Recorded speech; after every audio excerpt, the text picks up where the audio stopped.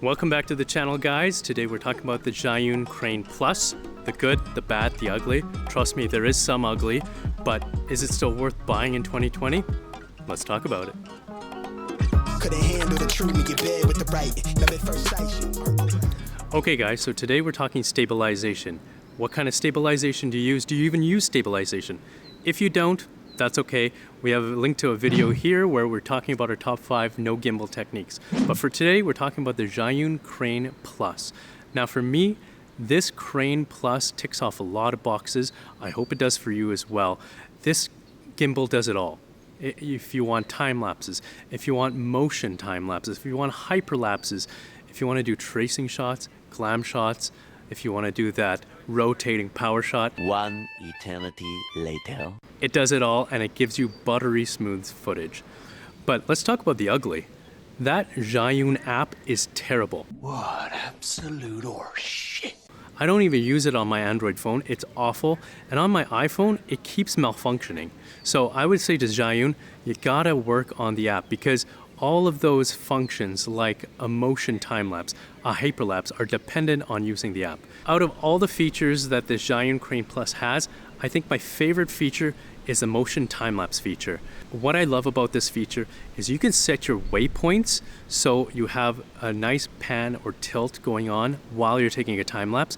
And what I love about this is you could take a wide time-lapse, then reset your waypoints, and then take a tight shot of that time lapse. So you have 2 different focal lengths. The more versatility your gimbal is able to have, the more cinematic shots that you can take. Like this. Let's hit that B-roll.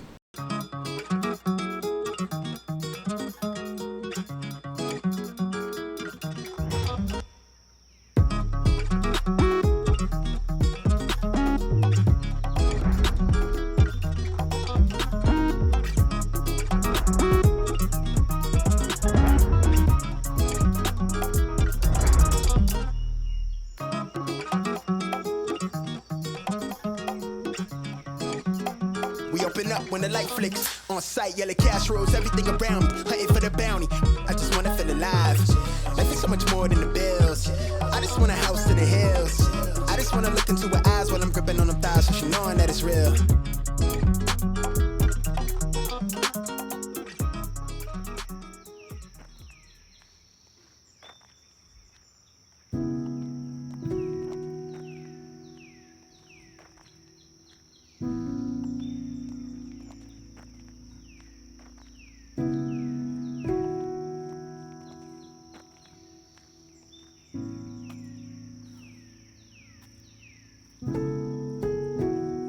Now is the time to make real the promises of democracy.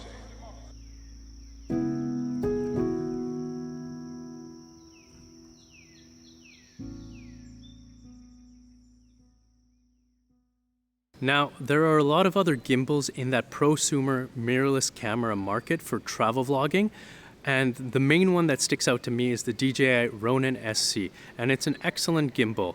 But the thing is it only allows you to have 4.4 pounds of payload. And for me, I prefer the Zhiyun with its 5.5 pound capacity, because I could have not only my A6300, but if I want a different setup, I could have my A7 III with a full frame lens, an ND filter, and the Deity D3 Pro all balanced on it. So there you have it, guys. What do you need your travel gimbal to do? You want motion time lapses? We got that. You want regular time lapses, hyperlapses, all the cinematic shots you want? The Zhiyun Crane Plus can do it all. But my warning to you is, if you have an Android phone, I would really consider not getting this, because that Zhiyun Crane app is terrible. If you have access to an iPhone or someone with an iPhone that can kind of be your producer like I have, it's great to be able to use that on the iPhone. Now, what you're going to see is you're going to see 2 videos. The top one is a comparison between the Zhiyun V2 and the Crane Plus. For all of you that don't know, Zhiyun came out with the Zhiyun Crane 1, the V2, and then the Crane Plus after.